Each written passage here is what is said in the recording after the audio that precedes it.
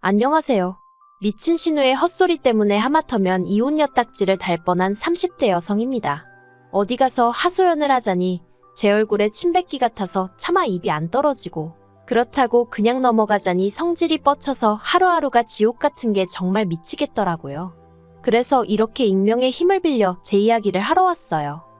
남편하고는 지인의 소개로 처음 만났습니다. 당시 저는 동네에서 작은 옷가게를 운영하고 있었고, 남편은 회사를 다니는 평범한 직장인이었죠.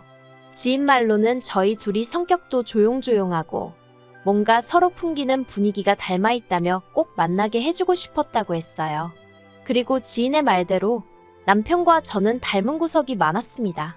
여러 사람과 만나 왁자지껄한 분위기에서 서로 어울리기보다는 한두 명의 친한 사람들과 속 깊은 이야기를 나누기 좋아하고, 동물이라면 사족을 못 쓰는 것도 비슷했죠. 하지만 무엇보다도 취향이라고 해야 할지 입맛이라던가 좋아하는 영화 장르라던가 그런 게 비슷하니 참 좋더라고요. 그래서 2년이란 시간 동안 서로 불만 없이, 크고 작은 다툼 없이 연애할 수 있었던 것 같아요. 남편이나 저나 처음부터 결혼을 생각하고 만나기 시작한 것은 아니었지만, 저 32, 남편은 36이다 보니 언젠가부터 자연스레 결혼 이야기가 나오기 시작했어요. 사실 남편은 어땠는진 몰라도 저는 결혼에 대해 막연한 두려움이 있었는데, 남편과 만나면서 제 마음의 벽이 허물어졌다고 해야 할지, 만약 결혼을 한다면 이 사람이랑 해야겠다는 생각을 종종 했었답니다.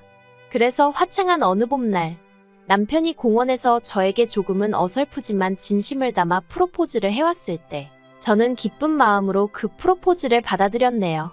그리고 그때부터는 솔직히 모든 게 일사천리로 진행이 될 줄로만 알았죠. 하지만 인생이란 게 원래 뜻대로 되는 게 아니라더니, 막상 결혼 준비를 시작하면서 하나둘씩 따져보니까 남편 한 사람만 놓고 보면 그래도 크게 마음에 걸리는 건 없었는데, 시댁의 상황이 영 탐탁지가 않더라고요. 일단 남편의 가족관계만 두고 보자면, 아버님은 남편이 어렸을 때 일찍이 돌아가셨고, 이후로 어머님과 누나 그렇게 세 식구가 서로 의지하며 살았다고 들었어요. 특히 남편하고 신우는 8살이나 차이가 나다 보니 어머님만큼이나 신우도 고생을 많이 했다대요. 그래서 남편은 말끝마다 우리 불쌍한 누나, 우리 누나가 고생을 많이 했지, 우리 누나 같은 사람이 없어, 뭐 이런 말을 자주 하더라고요. 그런데 솔직히 이게 그렇게 듣기 좋지는 않았습니다. 물론 남매 간의 우애가 좋은 건 응당 본받아야 할 일이고 칭찬받아 마땅한 일이지만, 고부 사이만큼이나 어려운 게 신우와 올케 사이라잖아요. 그러니 제 입장에선 만약에 신우랑 나랑 부딪히는 일이 생기면 남편이 과연 내 편만을 들어줄 수 있을까 하는 좀 유치한 걱정이 자꾸 되는 거예요. 만약 남편이 공평하게 한답시고 중재를 하려 든다거나 신우 앞에선 신우 편 들고 제 앞에선 제 편을 드는 식으로 처세를 한다면 그 또한 정말 짜증날 것 같았으니까요. 아무튼 남편이 어찌나 신우에게 애틋한지 부담스러웠던 게 사실입니다. 하지만 그래도 결국 남편과 결혼을 하기로 한 결정을 번복하진 않았어요. 당시 신우는 어머님과 대전에 살고 있었고 계속해서 그렇게 모시고 살 거라고 했기에 저희 부부와 그렇게 자주 만날 일이 있을 것 같진 않았거든요. 그래서 솔직히 살면서 신우랑 마주치면 몇 번이나 마주치겠나 싶어 더는 신경 쓰지 않기로 했던 거죠. 그런데 결혼식을 올리고 반년도 지나지 않아 또다시 생각지도 못한 상황을 마주하게 되었습니다. 남편이 지방으로 가게 되었거든요. 당시 남편이 다니던 회사는 작은 건설 회사였는데, 제가 회사 사정까지는 자세히 모르지만 전국 각지에서 일을 받아 한다고 들었어요. 그런데 이번에 남편이 맡게 된 공사는 누군가는 해당 지역의 관리감독역으로 가 있어야 하는 상황이었고, 회사에선 그 자리에 저희 남편이 가길 원한다대요. 처음에 그 이야기를 듣곤 정말 눈앞이 깜깜했습니다. 머리가 멍해졌다고 해야 할지. 왜냐하면 남편이 발령받은 지역이 저희 사는 곳에서 차로 왕복 6시간은 좋게 걸리는 곳이었으니까요. 그 거리를 차마 남편더러 매일같이 오가라고 할 순 없고, 이걸 어쩌지 싶대요? 그리고 아니나 다를까 남편은 당연히 그쪽 지역에 집을 얻어야 하지 않겠냐면서 저더러 한 달 안에 가게 정리해 그러대요. 그런데 솔직히 남편과 떨어져 지내는 건 싫었지만 동시에 현실적인 고민을 안 할 수가 없었습니다. 저희 남편, 어디 가서 말하기 부끄럽지만 한 달에 270 정도 벌어요. 외벌이로 가정을 꾸려나가기엔 턱없이 부족한 돈이죠. 하지만 다행히 제가 동네에서 하는 옷장사이긴 해도 단골이 꽤 많아요. 그래서 저도 얼마나 많이는 아니지만 남편만큼은 벌어오고 있었거든요. 그러니 무턱대고 남편과 떨어져 있기 싫다는 이유로 제가 하던 일까지 접어가며 따라가는 건 아니다 싶대요. 까놓고 말해서 남편 따라 연고도 없는 그 지역에서 하루 종일 무슨 집 지키는 강아지 마냥 남편만 기다리며 살기도 싫었고요. 그리고 비록 지금 사는 집이 오래된 구축 아파트긴 했어도 엄연히 저희 명의였던 데다가 처음에 이사 들어올 때 신혼집 분위기 낸다고 리모델링도 싹 다 해서 들어왔어요. 그런데 이 집을 남한테 세를 주고 저희는 저희대로 지방에 내려가서 세를 얻어 산다. 솔직히 생각만 해도 짜증도 나고 속도 상하고 정말 내키지 않았죠. 그래서 며칠의 고민 끝에 남편에게 같이 가는 건 아닌 것 같다고 했어요. 나도 서운하고 섭섭하지만 당분간 주말 부부로 지내자고요. 그리고 다행이라고 해야 할지 남편의 반응은 비교적 덤덤했습니다. 그리고 아닌 게 아니라 얘기를 나눠보니 남편도 저랑 비슷한 생각을 했더라고요. 그러면서 남편이 자기가 능력이 부족해서 이런 일이 생긴 것 같다고 미안하다는데 솔직히 저 철없는 생각이지만 남편이 상사한테 말이라도 한번 해보면 안 되나 싶대요. 막말로 남편 회사 사람들이래봤자 많지도 않고 저희 결혼한 지 얼마 안 된 거 다 알 텐데 이런 시기에 지방 발령을 꼭 내야 하는 건지 한번 따져보라고 하고 싶었죠. 하지만 저희 남편 솔직히 그런 주변머리가 없어요. 그러니 위에서도 저희 남편을 꼭 집어 발령을 낸 걸지도요. 아무튼 저희는 이렇게 된 상황과 결정을 양가에 알렸습니다.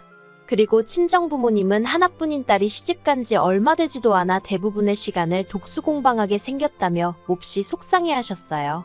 하지만 시댁의 반응은 좀 달랐습니다. 며느리가 혼자 있게 된 것보다 남편이 마누라 없이 혼자 어떻게 생활을 하냐며 속상해하셨거든요. 아무리 팔은 안으로 굽는다지만 저랑 만나기 전에 혼자 내리 10년을 자취를 했던 남편인데 갑자기 저랑 결혼을 하고 나서는 제 도움이 필요하다고 생각하시는 게 좀 황당하대요. 하지만 황당한 이야기는 이게 다가 아니었습니다. 본격적으로 남편이 지방으로 내려갈 준비를 시작하고 얼마 지나지 않았을 때였어요. 어디서부터 이야기를 해야 하나 싶은데 신우에게는 아들이 하나 있습니다. 나이도 21살로 성인이에요. 왜냐면 신우가 시집을 꽤 일찍 갔어요. 아버님 돌아가시고 어머님이랑 고생하던 시기에 시매부가 신우한테 참 잘해줬었다나 봐요. 그래서 일찍이 결혼하고 시조카 낳고 그랬는데 시매부가 시조카 중학생 되던 해인가 여자가 생겼다며 이혼하자고 들더랍니다. 얼마나 그 여자한테 홀렸는지 자식이고 재산이고 다 필요 없다면서 도장만 찍어달라고 빌더라나요? 그래서 남편이 시매부를 쫓아가서 아주 두들겨 패놨었다는데 뭐 아무튼 그렇게 신우가 이혼하고 이후로 시조카를 혼자 키웠는데 문제는 어찌나 오냐오냐 키웠는지 한마디로 개념이 없어요. 하지만 무엇보다도 제가 시조카를 이토록 싫어하게 된 건 한 가지 찜찜한 일이 있었기 때문이에요. 결혼식 당일 원래는 남편 친구 둘이서 남편 쪽 축의금을 받아주기로 했었는데 시조카가 갑자기 그런 건 원래 가족 1명 친구 1명이 같이 해야 되는 거 아니냐며 딴지를 걸대요. 말이야 돌려 했지만 한마디로 남편 친구들을 어떻게 믿냐는 얘기였죠. 그리고 그 얘기를 듣고 남편이 크게 화를 냈어요. 자기 친구들을 뭘로 보고 그런 소리를 하느냐면서요. 하지만 옆에 있던 신우가 아주 틀린 말도 아니라면서 그러니까 그냥 깔끔하게 자기 아들이랑 친구 1명이랑 돈 받으라 해 하는데 그래서 결국 자의반타의반으로 조정을 하게 되었죠. 그런데 며칠 뒤 남편과 제가 그날 고생했다는 뜻으로 남편 친구에게 밥을 사게 되었는데 어느 정도 분위기가 무르익었을 무렵 친구가 조심스럽게 이 얘기를 어떻게 해야 할지 모르겠다면서 그래도 알려주는 게 좋을 것 같다고. 시조카가 축의금에 아무래도 손을 댄 것 같다는 거예요.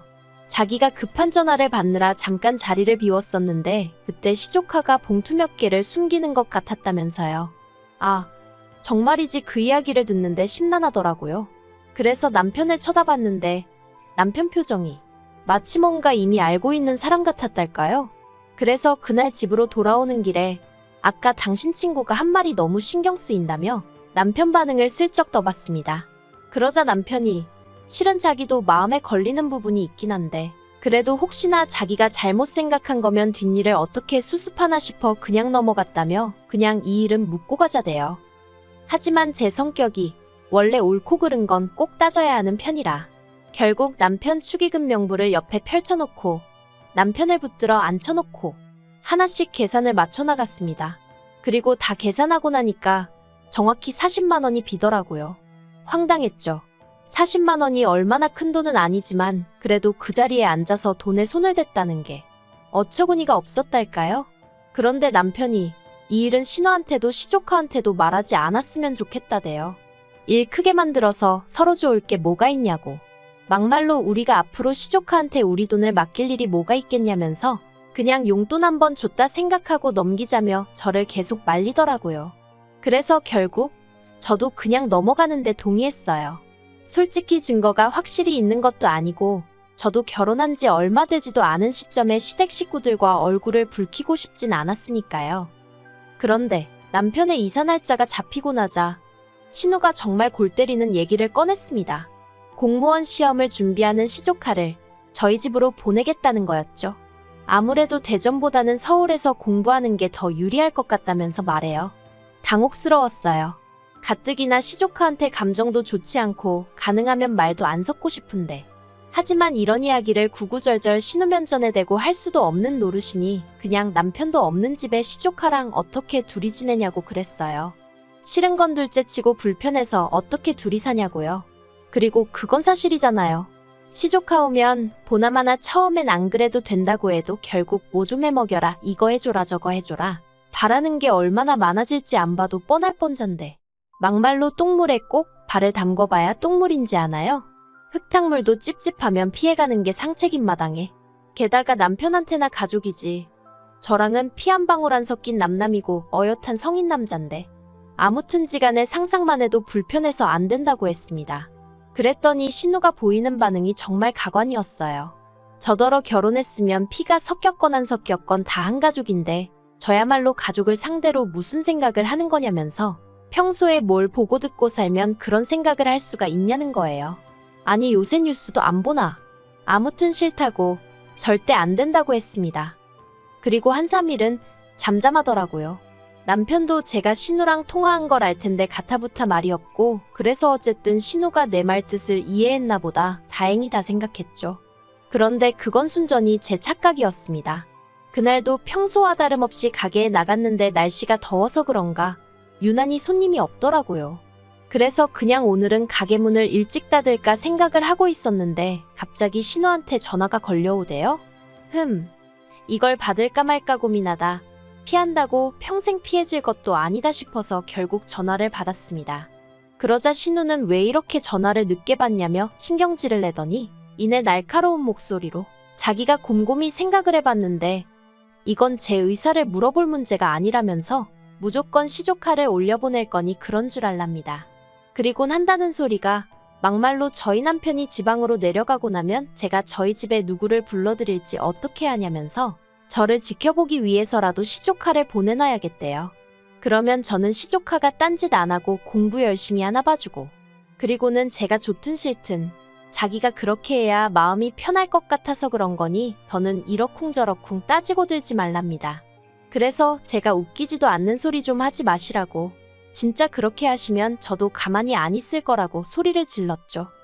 그런데 남편이 지방으로 내려가고 이틀 뒤 기어이 신우가 일을 벌였습니다. 사과상자 2박스랑 시조카를 데리고 저희 집에 왔으니까요. 어이가 없어서 제가 지금 이게 뭐 하는 짓이냐고 했어요. 그랬더니 자기가 분명히 얘기하지 않았냐면서 오히려 절 이상한 사람처럼 보는 겁니다. 그리고는 정말 무대뽀처럼 시조카를 앞세워 저희 집으로 들어가는데 도저히 저 혼자 힘으론 안 되겠다 싶어서 경찰을 불렀네요. 신우는 제가 경찰을 부른지도 모르고 작은 방에 시조카랑 같이 짐을 풀고 있었습니다. 하지만 그러고 10분도 되지 않아 경찰 2명이 왔고 저는 저 사람들이 지금 내 집에 무단으로 들어왔다고 설명을 했죠. 그런데 신우는 사태 파악이 안 된 건지 오히려 자기가 그 경찰들한테 하소연을 하기 시작하대요. 자기가 손이 시는데 남동생이 지방에 내려가서 아무래도 올케가 걱정되고 염려되어 자기 아들을 데리고 온 건데 아무래도 제가 이렇게까지 싫어하는 걸 보니 분명히 뭔가 제가 구린 데가 있는 것 같다나요. 그리곤 요새 젊은 여자들이 행실이 어떻고 저떻고 그러자 경찰들이 어이없고 난감한 표정으로 절 보며 어떻게 하고 싶냐는 거예요.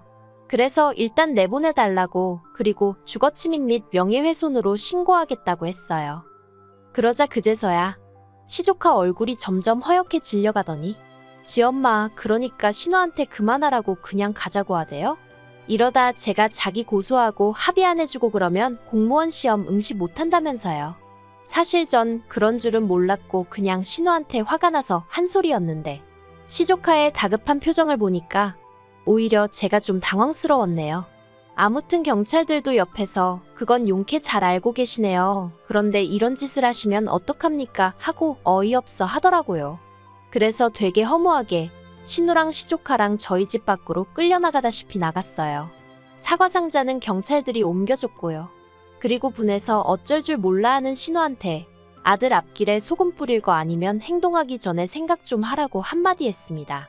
차마 이러니 심해부가 질려서 바람이 난 거 아니냐는 소리는 목구멍 끝까지 올라왔지만 그래도 시조카도 있는 데서 할 소리는 아닌 것 같아 꾹 참았네요. 그리고 그날 밤 남편한테 전화해서 정말 불같이 화를 냈어요. 당신 누나 경우가 없어도 너무 없는 거 아니냐고. 아무리 그래도 그렇지 날 뭘로 보고 감시를 하니마니 하더니 기어이 올라올 수가 있냐 했죠. 그러자 남편이 꼴에 팔은 안으로 굽는다고 자기 누나가 매형이 바람펴서 마음고생을 좀 하지 않았냐. 그래서 좀 오버를 한 것 같다며 한 번만 이해를 해달라나요?